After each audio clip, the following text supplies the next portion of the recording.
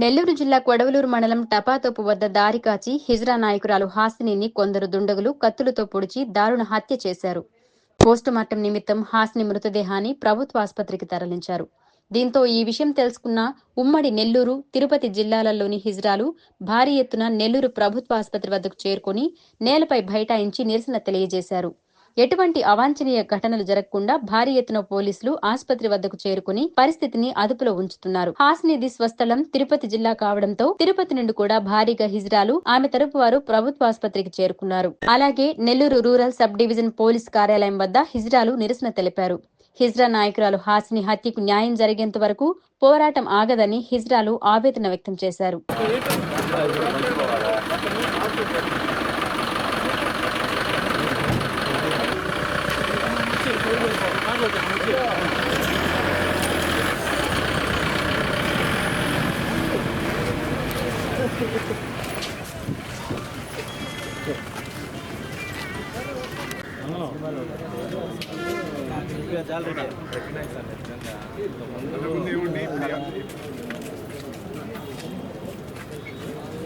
ఇప్పుడున్నర 8 గంటల ప్రాంతంలో మానికల హాసిని అంటే పూర్వ పేరు సుధీర్, అతను ట్రాన్స్జెండర్గా మారి హాసిని అనే పేరుతో ఉన్నారు. అతను ఆమె ట్రాన్స్జెండర్గా ఉంటూ వాళ్ళ అసోసియేషన్కి లీడర్గా ఉంటూ పలు రాయలసీమ జిల్లాలు, కర్ణాటక, అలానే మన కోస్తా జిల్లాల్లో కూడా ఆవిడ యూనియన్ ప్రెసిడెంట్గా ఉన్నారు. అయితే వాళ్ళల్లో ఉండే డిస్ప్యూట్స్ కారణం వల్ల నిన్న పార్లపల్లి అని చెప్పి కొడవలూరు మండలంలో అక్కడ ఒక టెంపుల్ కట్టిస్తూ ఉన్నారు. వాళ్ళు ఆ టెంపుల్కి వచ్చి పూజా కార్యక్రమాలు చేసుకొని రిటర్న్ అయ్యి సుమారు 9:45-10 గంటల ప్రాంతంలో టపాతోపు దగ్గర అండర్ బ్రిడ్జి పాసేజ్లోంచి పోతున్నప్పుడు వాళ్ళు వెళ్తున్న కారుని ఎదురుగా ఒక వెహికల్ తోటి దుండుగులో అటకాయించి ఆపారు.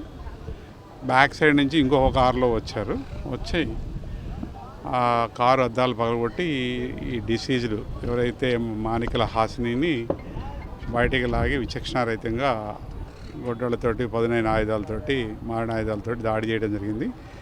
తీవ్ర రక్త గాయాలతో ఉన్న ఆమెని ఇమ్మీడియట్గా కోవూరు సిహెచ్సికి షిఫ్ట్ చేశారు.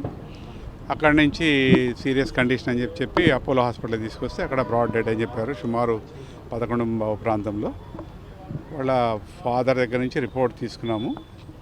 దీంట్లో అంటే గతంలో ఈ హాసినికి ఆ ట్రాన్స్జెండర్స్లో ఉన్న వర్గపోరాల్లో కొంతమంది ఆమె దాడి చేశారని చెప్తున్నారు.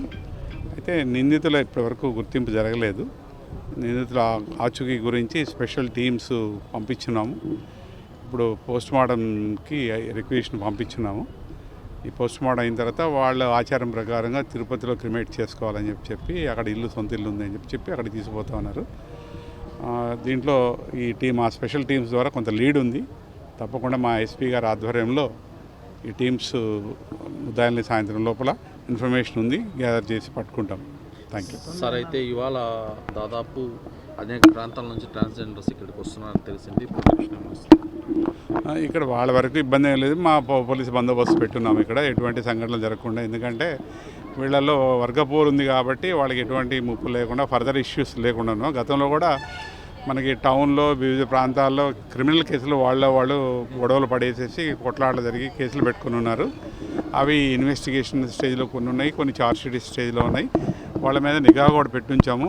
మేము కూడా వాళ్ళకి కౌన్సిలింగ్ చేసి చెప్పున్నాం, ఫ్యూచర్లో ఇలాంటి ఇష్యూస్ లేకుండా ఉండాలంటే మీరు గౌరవంగా బతకాలి, అలానే పోలీస్ వారి సహకారం మీకు ఎప్పుడు ఉంటుందని చెప్పి ఎటువంటి లా అండ్ ఆర్డర్కి లీడ్ చేయకుండా ఉండేదానికి సహకరించమని కోరాము. వాళ్ళు కూడా అందుకు ఒబే అయ్యారు. ఎటువంటి ఇప్పుడు దీంట్లో త్వరలో ముద్దాయిలను పట్టుకుంటాం. Thank you. అట్లేం లేదు, ప్రాణముప్పు అని ఏం చెప్పలేదు. అయితే బాలాజీ నగర్లోను, 2 టౌన్లో అలానే వివిధ ప్రాంతాల్లో క్రిమినల్ కేసులు రిజిస్టర్ అయినాయి. వీళ్ళకి ఏంటంటే ఈ రీసెంట్గా నంద్యాల, అలానే కర్నూలు కొన్ని ప్రాంతాల్లో కూడా వీళ్ళ మీద కంప్లైంట్, ఈ డిసీజ్ మీద, వీళ్ళ వర్గం మీద కంప్లైంట్ వెళ్ళినాయి. ఎందుకంటే ఈ ఆధిపత్య పోరు వీళ్ళకి ఎక్కువ ఉంది. దాని ప్రభావం వల్ల ఈ ఇష్యూస్ జరుగుతున్నాయి. ఎవరనేది ఇంకా ప్రాథమిక సమాచారం ఉంది, పట్టుకున్న తర్వాత తెలుస్తుంది వాళ్ళు లోకలా నాన్ లోకల్ అని.